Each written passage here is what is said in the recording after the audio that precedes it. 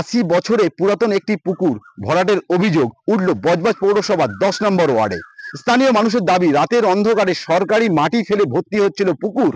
বজবজ পুরসভার 10 নম্বর ওয়ার্ডের একটি 80 বছরের পুরনো পুকুর রাতের অন্ধকারে ভরাট করা হচ্ছে বলে অভিযোগ স্থানীয় বাসিন্দাদের। বিশাল আকার জেসিপি মেশিন লাগিয়ে মাটি তোলা ও ভরাটের কাজ হচ্ছিল। একমাত্র ওঙ্কার বাংলার সাংবাদিক ঝুঁকি নিয়ে ভরাট পুকুরের ছবি তুলে প্রশাসনের কাছে জানায় বিষয়টি। তারপরেই বন্ধ হয়ে যায় পুকুর ভরাটের কাজ।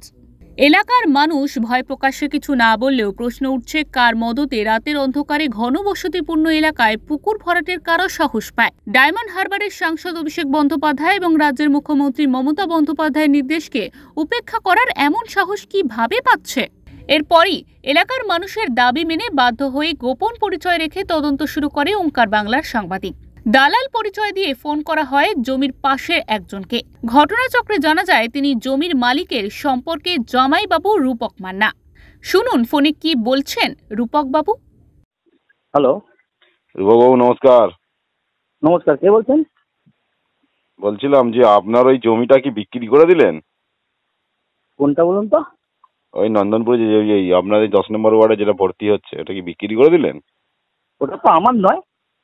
ওটা আপনার নয়? আপনার সঙ্গে কথা হয়েছিল। ওটা কার জমি তাহলে এটা? আমি ওটা সনদ মন্ডল, বিল্লাপুরে বাড়ি। ওই 10 নম্বর যেটা ওই পুকুরটা দিয়ে যেটা ভর্তি হচ্ছে যেটা। হ্যাঁ, ওটা তো আমার নয়। ও, আমার তো যেটা বাড়ি হয়ে আছে ওইটা আমার। ও ওইটা আপনার? আমি ভাবলাম হ্যাঁ, আপনার। না না না, আমার না। এই জমিটা তাহলে কার? সনদ মন্ডল, বিল্লাপুরে বাড়ি, আমার শালাই হয় সম্পর্কে। ও, উনি কি বিক্রি করবে নাকি? পুকুর ছিল তো? না না, বিক্রি করেনি। না, এই পুকুরটা তখন বলে পুকুর সমেত বিক্রি করবে, এখন ভর্তি করছে ওই জিনিস করলো। না না, বিক্রি করেনি। ভর্তি হয়ে গেছে? না না না, ওই বন্ধ করে দিয়েছি মনে হয়। কে বন্ধ করলো? দুদিন তো ভর্তি হলো দেখলাম, শুনলাম।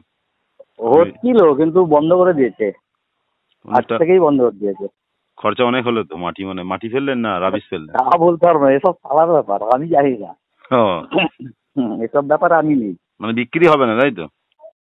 না না, মানে কে এখন বলছে বলো? কে বলছেন আপনি? আরে এসেছিলাম এর আগে আপনার কাছে একটা জমি কেনার জন্য কথা হয়েছিল শামপুর থেকে, মনে পড়ে? আচ্ছা, আমার খেয়াল পড়ছে না।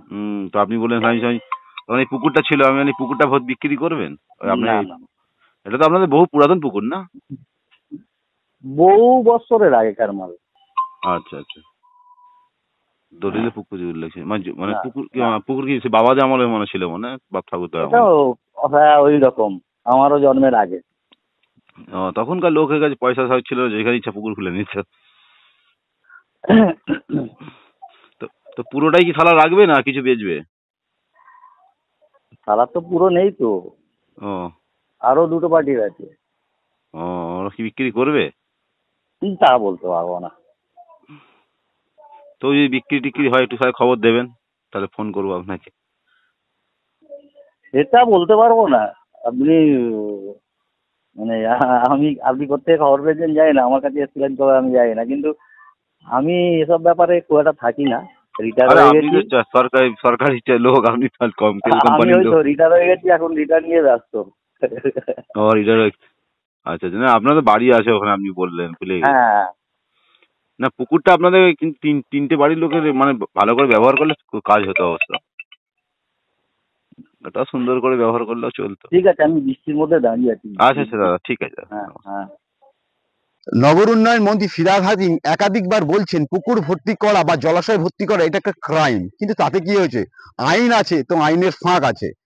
এই প্রশাসন কাজ বন্ধ করেছে, তাতে কি দুদিন পরে আবার চালু হয়ে যাবে, বিএলও অফিসে যাবে, একটা অভিযোগ হবে এবং সেখান থেকে কিছুদিন পর আবার কাজ শুরু হবে। কি রিপোর্ট আসবে? দীর্ঘদিনের পুকুর ব্যবহারযোগ্য নয়, আবার কাজ চালু হবে। এর নেপথ্যে কে আছে এবং কারা করছে এবং অসাধু ব্যবসার সঙ্গে জড়িত, প্রশাসন কি তাদের আদেও সামনে আনবেন? সেটাই সময়ের অপেক্ষা। বজবজ থেকে সঞ্জয় মাঝির রিপোর্ট, ওঙ্কার বাংলা।